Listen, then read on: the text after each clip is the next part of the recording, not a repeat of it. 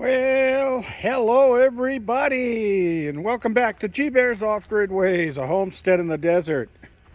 And yeah, what a beautiful day again today. And what did I do? I spent the whole day pretty much driving on the freeway. And what I did was I went down to see my friend Don, and he had some more pallets for me. So, got me a whole load of pallets here. Another stack on the trailer. And just hauled them in a little while ago, and I actually had lunch before I decided to come out and shoot the video. But nice set of pallets, and these should be easier to take apart because most of these, if not all, are put together with these square head screws. So I can actually see them right down there, square head screws. So those 2x6s will come out being very usable, as I won't have to break them up, prying them up with a pry bar. I just shoot them out with my hammer gun and get things going. Well, there are a few here with nails, because there's a nail sticking out the end of this one, and that's what I call an automatic Friday. When they stick out like that, it's an automatic Friday. You grab this thing, or you go by and cut your arm open, and you got the rest of the week off. Anyway, yeah, I got one rope strapped over the top, and then I got the 1 3/4 inch straps going up and over from the sides. But that one looks like it took a little bit of beating on the trip there and actually got torn. Oh, looks like I'll have to buy another set and replace those, because can't rely on something that's torn like that. Go through the rest of the way and that's the end of it. So I guess next time I'm gonna make sure that these are set pretty evenly before strapping them down. You see that one sticking out about 3/4 inch right there, and then this one is in a little bit, and this one's out a little bit, and this one's out a little more, and this one's out even more. Let's see if I can get up there. Yeah, that's about 1 inch. But being staggered like that, the straps can rub on this these corners of the 4x4s. 2x4s, they round the corners really nicely. 4x4s, most of the time, they're pretty much just squared right off, as you can see. Square, square, square. Oh, look at that. They rounded that one. Oh, that's nice. Huh. Anyway, got another load of pallets, and just put some stuff away in the garage so it's not outside here. And this is the old pole from the solar panel at the Tokuzi. But what I did have today was a little rude awakening.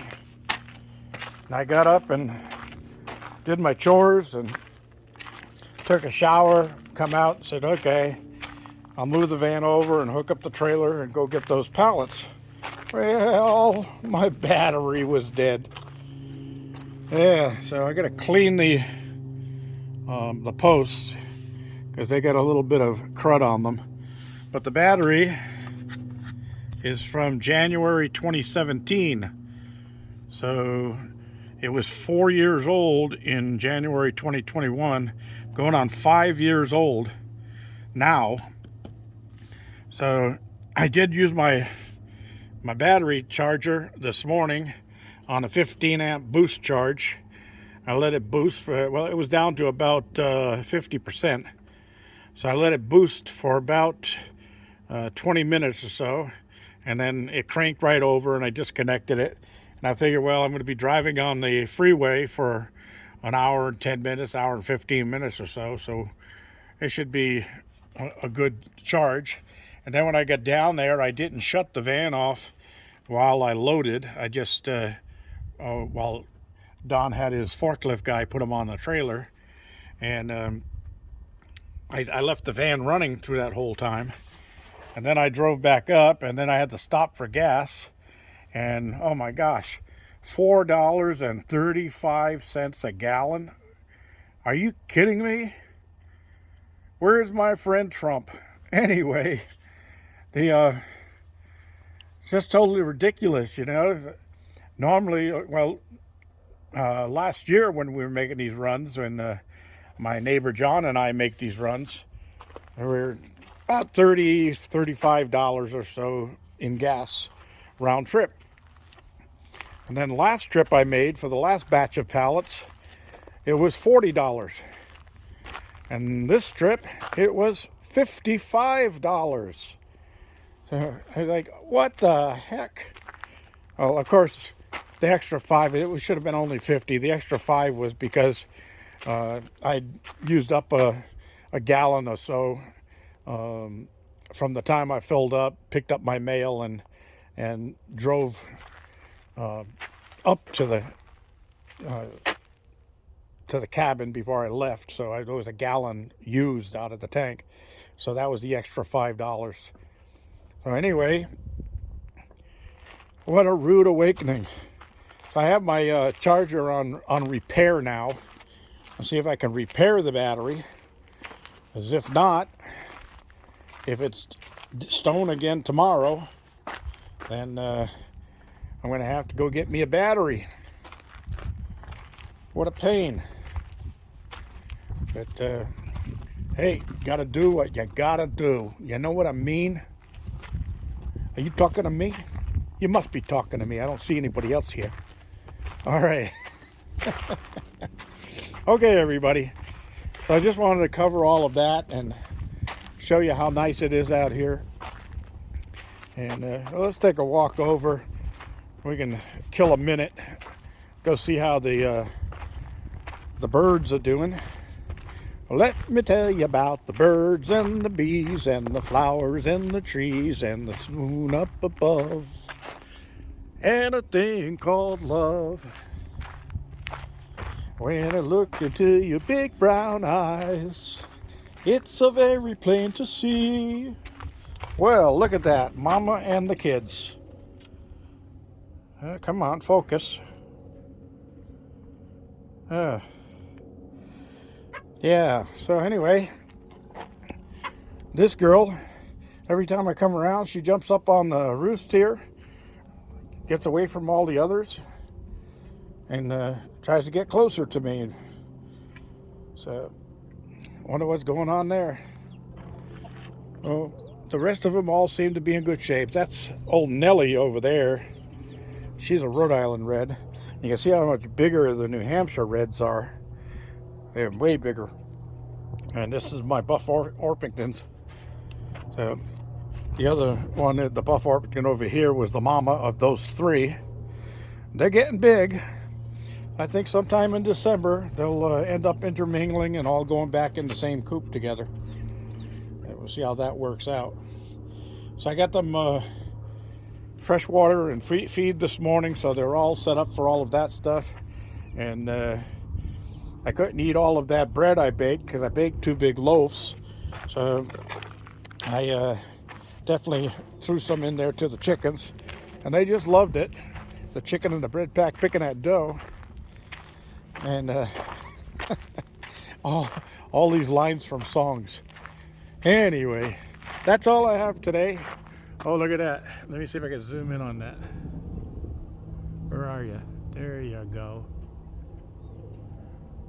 That plane in the back is flying that drone, remote controlled. They fly over here all the time.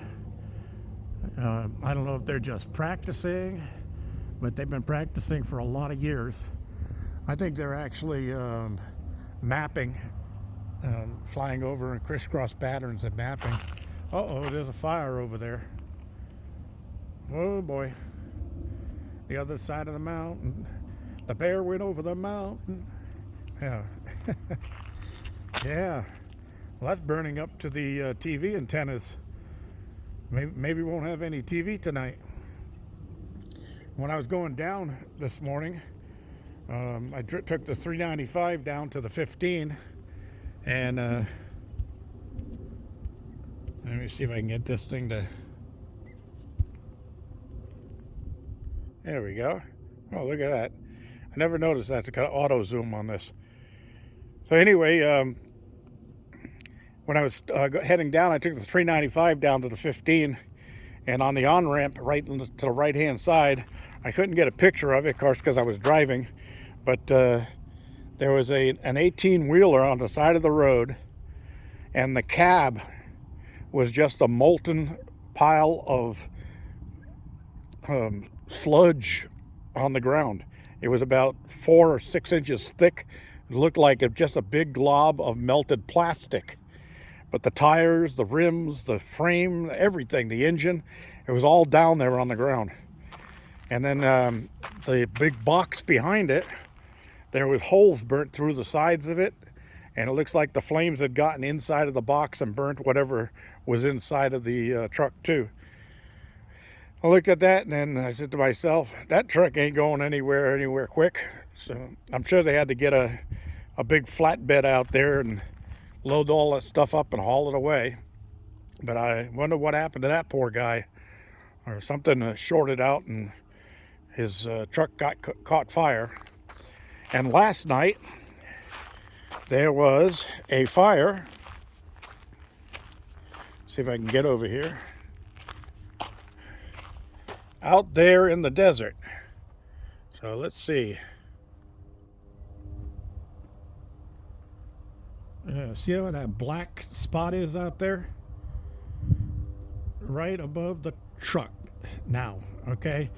So there was a fire over there, and black smoke, just like that one on the other side of the mountain over there, going up in the sky for quite a while, and big flames. I mean, really big flames.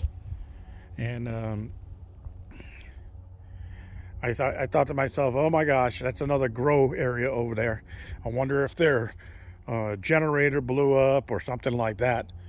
But about 20 minutes or half an hour into the fire burning on a steady basis, the fire department came up, and I saw them going up the road, and then they shut their lights off. So I don't know if they got called back, or they just said, oh, that's an illegal grower, let them burn, we're not going over there and getting shot.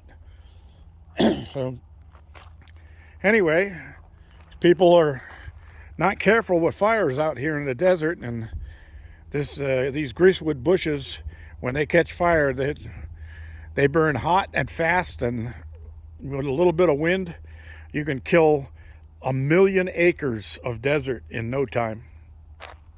And then it turns into a big dust bowl. All right, everybody, that's all I have for today. I got a couple other videos coming up here, and I'll let you know when we hit the 55-55. For some reason, I had 55-50 last night, and then all of a sudden this morning it was down to 55-48. So 2 people backed out or whatever, but we'll get there. Won't be long now. Thanks for joining me. Don't forget thumbs up. Don't forget to subscribe. Let's get that subscription up to 55-55 so we can get that free giveaway going. This is G Bear signing off.